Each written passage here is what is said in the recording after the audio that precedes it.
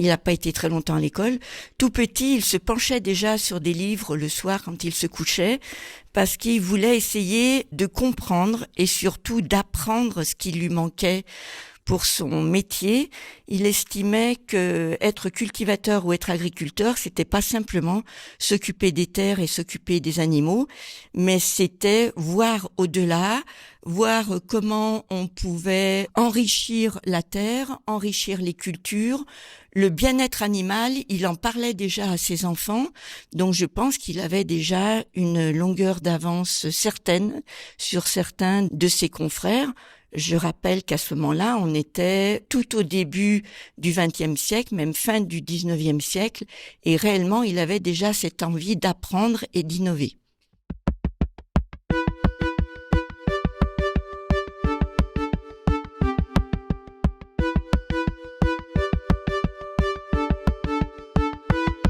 Écoutez Dardilly, le podcast qui part à la rencontre du territoire d'Ardillois.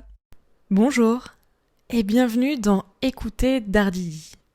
Dans ce nouvel épisode, je vous emmène à la découverte d'une figure du début du XXe siècle. Jean-Marie Pradel a été élu maire de la commune de 1908 à 1929. Il est né dans une famille de cultivateurs et il est bercé très tôt par la religion. C'est Brigitte qui me fait aujourd'hui le plaisir de répondre à mes questions. Bonne écoute! Bonjour, je suis Brigitte, je suis une des arrière-petites-filles de Jean-Marie Pradel, née le 29 octobre 1864 au Chêneron à Dardilly, dans la ferme familiale que son père avait acquis quelques années avant sa naissance, puisque lui-même était cultivateur et Jean-Marie avait repris la ferme de ses parents.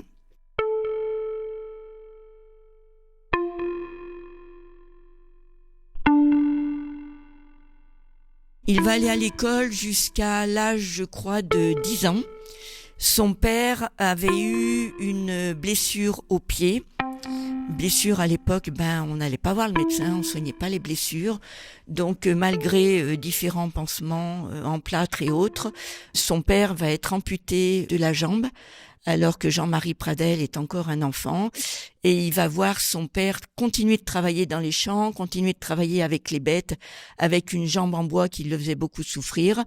Et donc, très jeune ado, il va donner un coup de main à ses parents pour arriver à faire tourner l'exploitation familiale. Mais le soir, à la lumière de la bougie, puis dans des chambres, je pense, qui n'étaient pas chauffées, il récupère des livres et c'est comme ça qu'il essaye de s'instruire, d'apprendre comment on peut faire évoluer la cause de la paysannerie, le monde agricole, le monde animal. Et c'est une passion qu'il va transmettre non pas à ses enfants, mais à son petit-fils, Claudius Clopin, qui donc a produit l'eau-de-vie de Poire-William, puisque Claudius Clopin, donc le petit-fils de Jean-Marie Pradel, va s'impliquer dans un syndicat agricole et va même en devenir un des piliers au niveau national. Toujours pour le bien-être de la cause animale et pour faire évoluer le monde de la paysannerie, le monde agricole, tout ce qui est technique d'arboriculture, d'agriculture, etc.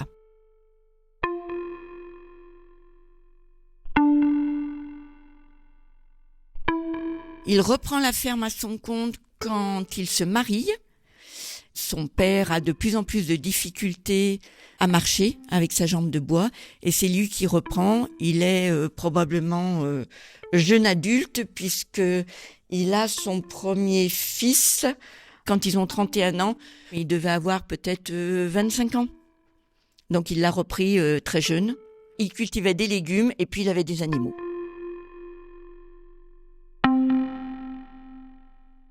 Alors, il a eu une éducation religieuse qui était très stricte.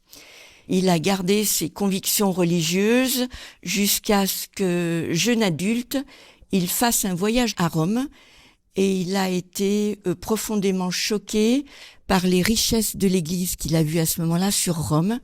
Et comme il était confronté depuis tout petit aux conditions de vie souvent dramatiques de la paysannerie, ça lui a provoqué un choc.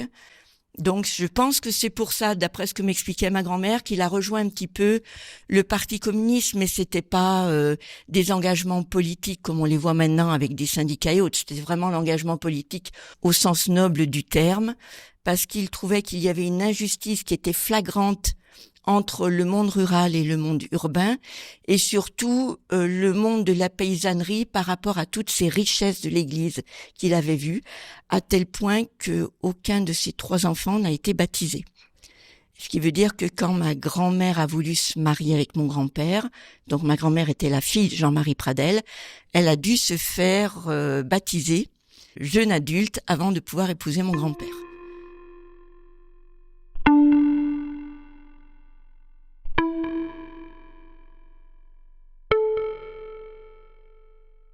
Ma grand-mère m'expliquait que Jean-Marie Pradel était une force de la nature. C'était un colosse, un homme qui était très grand, très fort, un visage rond, il était chauve, il avait une moustache, d'après ce qu'elle m'expliquait, qui était rectiligne.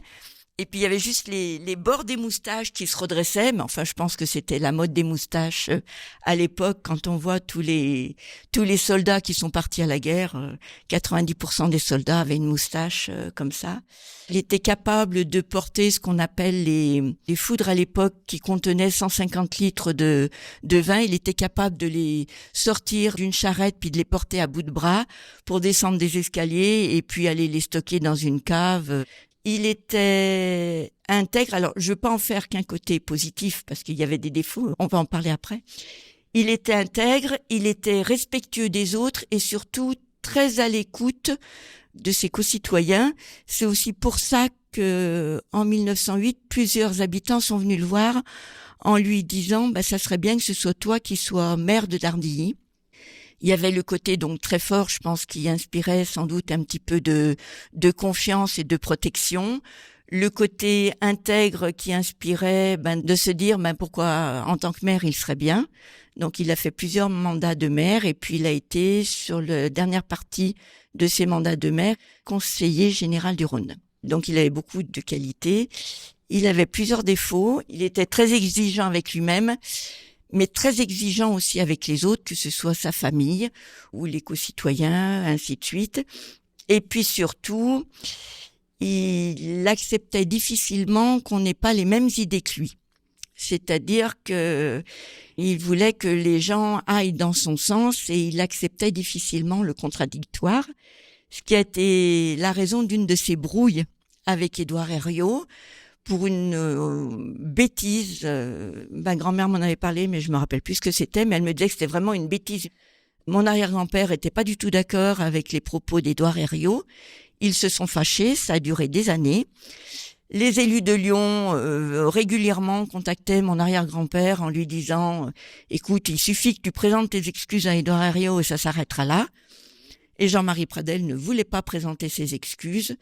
Jusqu'à un moment où, je pense, la maturité aidant, il a accepté de présenter ses excuses et ils se sont réconciliés, ils ont retrouvé l'amitié qu'ils avaient à l'époque. C'était pas une amitié politique parce qu'Édouard Herriot était du Parti radical, alors que mon arrière-grand-père était communiste, même s'il y a des points qui peuvent sembler communs.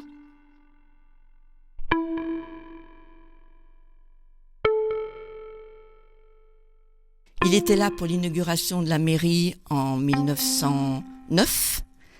Donc la mairie avait certainement été décidée par son prédécesseur, puisque lui, il a été élu en 1908, mais il a quand même participé à la création et surtout à l'inauguration de cette mairie-école, puisqu'à l'époque, il y avait l'école qui avait lieu au rez-de-chaussée de la mairie. Et sa fille, Jeanne Pradel, qui était donc ma grand-mère, avait 9 ans ou 10 ans à l'époque et se rappelait la fanfare de Dardilly, tous les notables qui étaient présents et la présence de Édouard Herriot. Surtout, il était très, très attaché au fait que l'école soit dans la mairie parce que lui avait eu malheureusement la chance de pas pouvoir aller à l'école bien longtemps pour les raisons que j'évoquais plus tôt. et il souhaitait vraiment que les enfants de sa commune aient la chance d'aller à l'école, dans une école qui soit chauffée, dans une école qui leur propose de manger sur place à midi, de façon qu'ils soient nourris, et que les enfants aient plaisir à venir à l'école, mais surtout se sentent considérés et pris en charge, ce qui était sans doute pas le cas avant.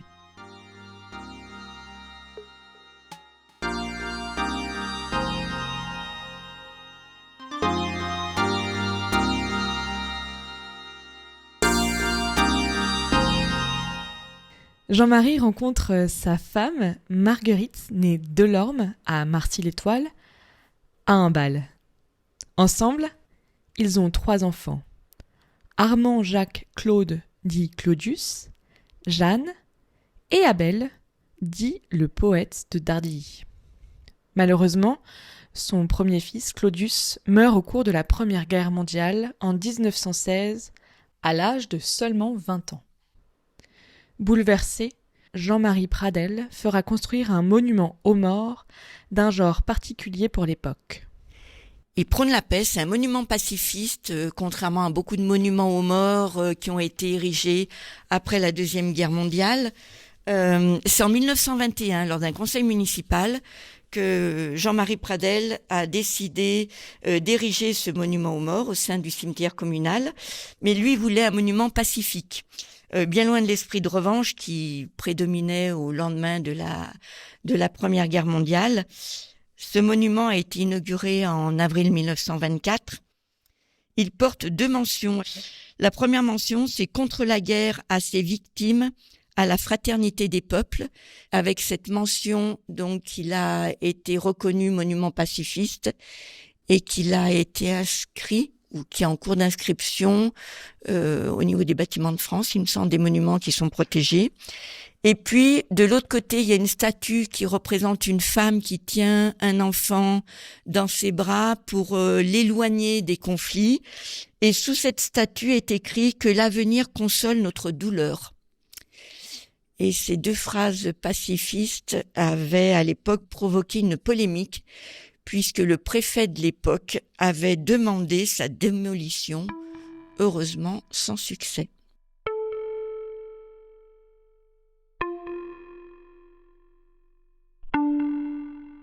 J'ai retrouvé des écrits de Jean-Marie Pradel, qui à la fin de sa vie ne regrettait pas son engagement en tant que maire de Dardilly, regrettait simplement de n'avoir pas passé assez de temps avec sa famille.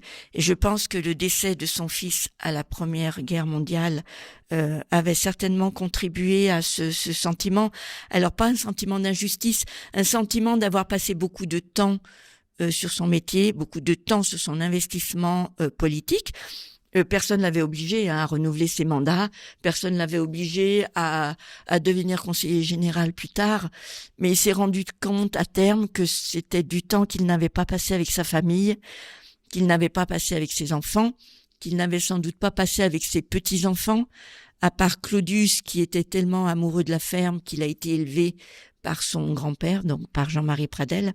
Je pense que les maires à l'époque et les élus à l'époque avaient beaucoup moins d'aide en agents administratifs. Donc, il faisait tout. Et il disait à l'époque que ça lui avait pris trop de temps et qu'il le regrettait un peu, même si, j'insiste bien, il ne regrettait pas son engagement dans la vie municipale de Dardilly.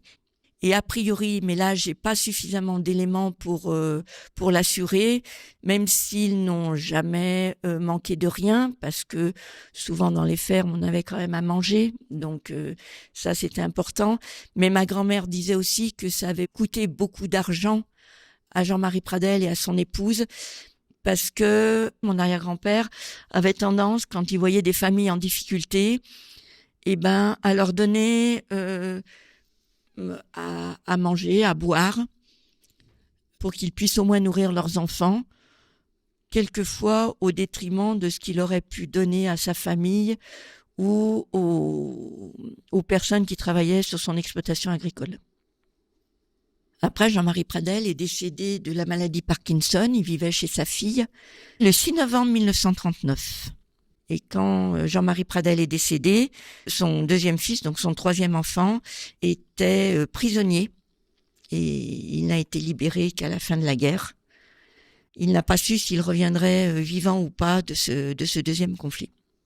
Les dernières années ont été très très compliquées parce qu'il était complètement paralysé dans un fauteuil et il n'avait presque plus la parole et il ne pouvait plus bouger du tout, c'est-à-dire que même s'il avait besoin de gratter sa tête ou le bout de son nez, il pouvait pas le faire, donc il était obligé de demander de l'aide. Et pour lui qui avait été un colosse, une force de la nature presque toute sa vie à part les dernières années, il considérait ça de façon très humiliante.